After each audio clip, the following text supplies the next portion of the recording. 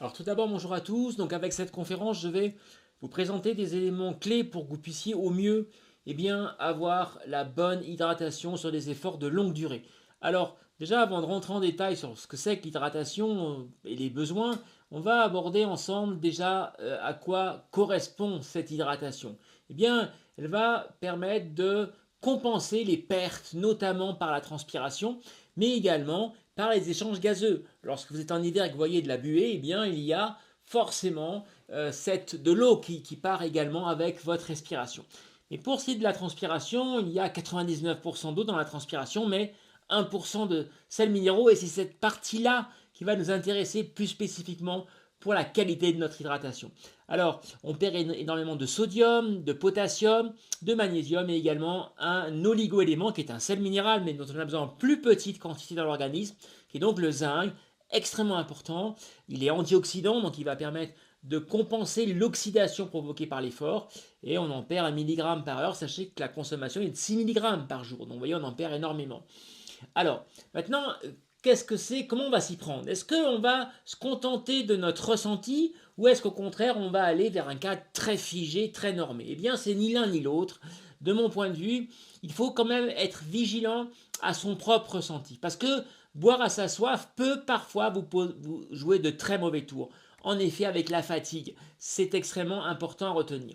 Alors, lorsque l'on a un besoin d'eau, lorsqu'on a ce ressenti de soif, eh bien, ça provient de deux éléments fondamentaux qui sont d'abord un changement de concentration en sodium dans vos cellules et puis également une modification du volume sanguin.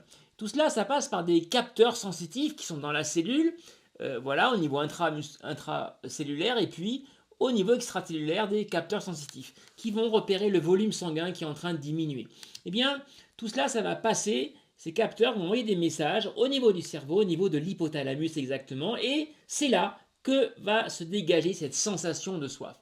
Tout cela marche très très bien. Malheureusement, s'il y a une très forte fatigue, ce qui est le cas sur les ultra-trails, eh bien la fatigue du système nerveux autonome, la partie non consciente du cerveau, qui commande l'ensemble de nos fonctions vitales, notamment l'activité hormonale et les glandes qui vont avec, eh bien, il va y avoir un problème, c'est qu'il y aura une perte de réactivité.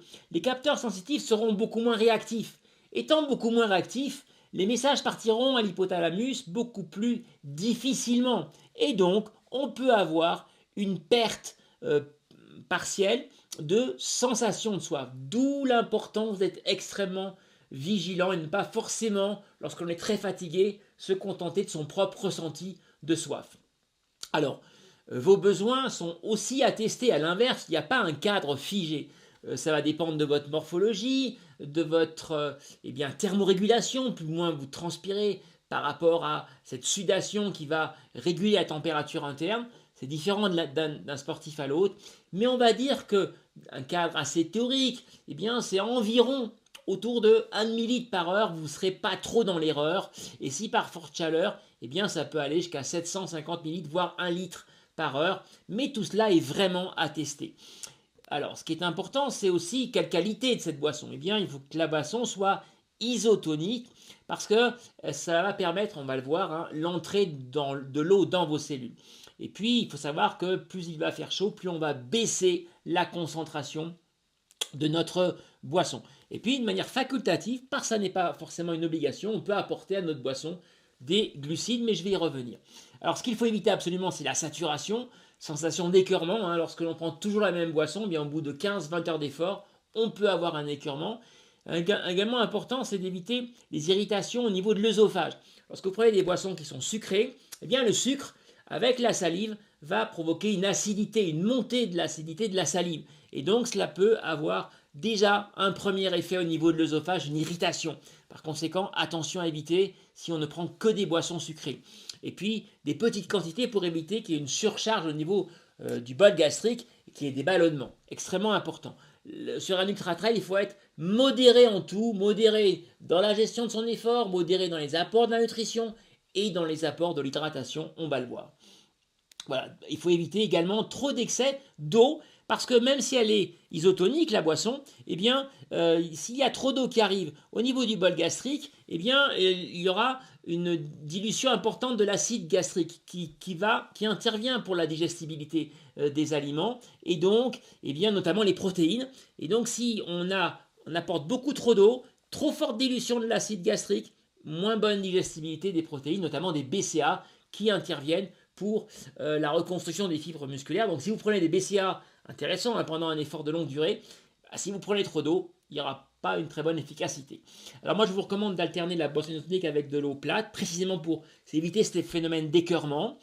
Alors, qu'est-ce que c'est qu'une boisson isotonique? Eh bien, une boisson isotonique, c'est une boisson qui a la même concentration, à peu près, que le plasma sanguin, notamment en molécules actives, notamment en sels minéraux, en sodium particulièrement.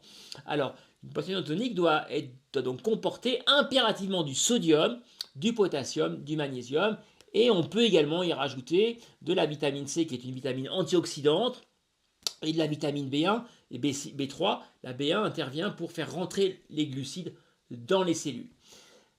Voilà. Alors maintenant, qu'est-ce que c'est qu'une boisson non isotonique? Eh bien, si elle est trop concentrée en sels minéraux, elle devient hypertonique. Si elle n'est pas assez concentrée, elle devient hypotonique.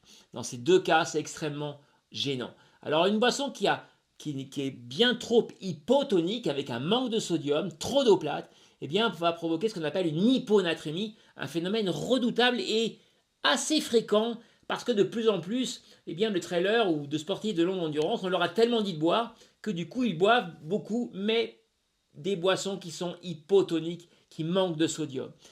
Ce déficit en sodium va avoir des conséquences redoutables. Lorsque on a un déficit en sodium, eh bien, dans la circulation sanguine, manque de sodium, eh bien, l'eau ne peut pas rentrer dans la cellule, elle va finir par se dessécher. Donc l'eau va circuler dans le milieu extracellulaire, il ne rentrera pas dans la cellule et elle va se dessécher et donc ça va provoquer des conséquences vraiment désastreuses. Les risques sont une accélération évidemment de la déshydratation, la cellule s'assèche, l'apparition d'œdème, parce que du coup, bien l'eau il y aura une rétention d'eau qui ne va pas être dans les cellules. Dans le milieu extracellulaire, ça va avoir le phénomène des œdèmes. Fréquemment, on retrouve ça fréquemment à l'arrivée des ultra-trails avec des jambes hyper enflées. Vraiment à éviter. Élévation de la pression artérielle également, des crampes qui peuvent intervenir également, et des vertiges et des malaises si vraiment le phénomène est grave. Et s'il est vraiment extrême, eh bien ça peut aller jusqu'au coma et jusqu'à la mort. Les cas sont quand même pas aussi rares que ça dans le monde lors des ultra longues distances. Alors, passons au sel, le fameux sodium. Attention, le sel de table, ça n'est pas 100% du sodium. Il y a 40% de sodium dans une sel de table. Il faut que vous reteniez ça. C'est l'élément essentiel à retenir. 400 à 500 mg de sodium par heure. Ça, c'est l'élément fondamental.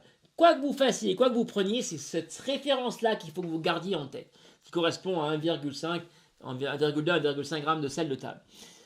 Si elle est trop forte concentration, donc là on va être sur une boisson qui va être donc hypotonique, on est cette fois-ci plus sur le cas de l'hyponatrémie, eh bien qu'est-ce qui va se passer? On peut avoir un blocage au niveau de l'estomac et donc l'eau ne rentrera quand même pas dans les cellules, on aura une déshydratation.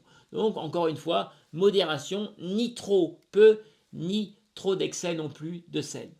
Alors maintenant, est-ce qu'on prend du sucre? On peut prendre du sucre dans une boisson, parce qu'il faut apporter des sucres, mais en petite quantité. Sur les efforts de longue durée, c'est d'abord des lipides dont vous avez besoin des glucides, mais en petite quantité. Alors on peut les prendre avec la boisson, ou avec des apports en solide, ou partager l'un et l'autre. Ça, c'est à tester encore une fois. Mais si on parle de sucre, quel sucre on va mettre dans notre boisson? Eh bien, on va d'abord prendre un élément extrêmement important à retenir. Le choix des sucres va dépendre du niveau d'intensité de l'effort. Si vous faites un effort modéré, il faut que vous sachiez que le pancréas, qui est l'organe qui sécrète l'hormone de stockage des sucres, qu'on appelle l'insuline, eh bien il est actif. Donc il va encore réagir à l'arrivée des sucres. Par contre, si l'intensité est forte, ce qui n'est pas le cas des ultra-trails ou des ultra-longues distances, au-dessus de 85% de max, là le pancréas, il est en stand-by, il ne sécrète plus d'insuline. Donc on n'est plus embêté par rapport au type de sucre. Lorsque l'activité du pancréas, lorsque le pancréas est en activité, il va réagir. Il va réagir en fonction de la qualité des sucres. S'il voit des sucres avec un fort index glycémique, il va sécréter énormément d'insuline, cette hormone qui stocke les sucres.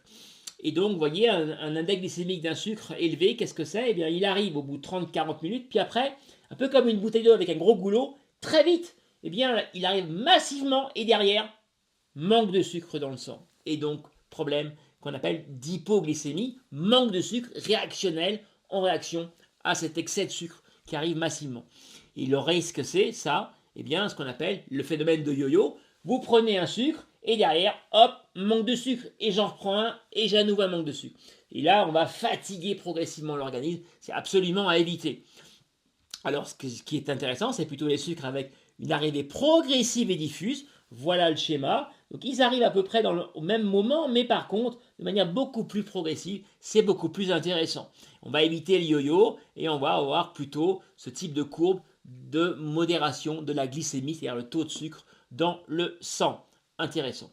Voilà, alors les sucres à conseiller, eh bien c'est le miel d'acacia qui a une faible teneur en glucose. Un glucose est un sucre avec un très fort index glycémique, donc ça à éviter. Miel d'acacia, il est intéressant. Les miels foncés également, sapin, par exemple, miel du maquis corse. Le sucre complet, parce qu'avec ses apports en fibres, les fibres vont abaisser l'index glycémique des sucres.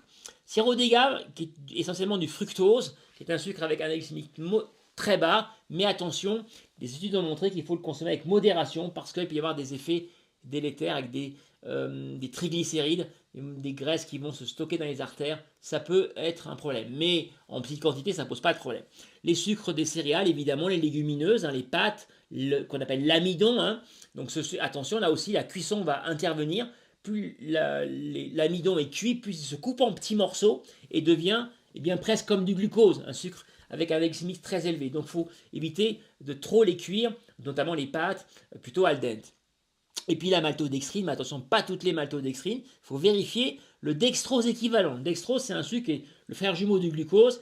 Et plus il y a d'équivalent de dextrose dans une maltodextrine, plus on va se rapprocher d'un dextrose, d'un index glycémique très élevé. Donc il faut plutôt vérifier des dextroses équivalents autour de 10. Ça, c'est des bonnes maltodextrines. Donc regardez si les fabricants vous proposent ça. Personnellement, je vous en propose une qui a un index glycémique de 10 à base de manioc.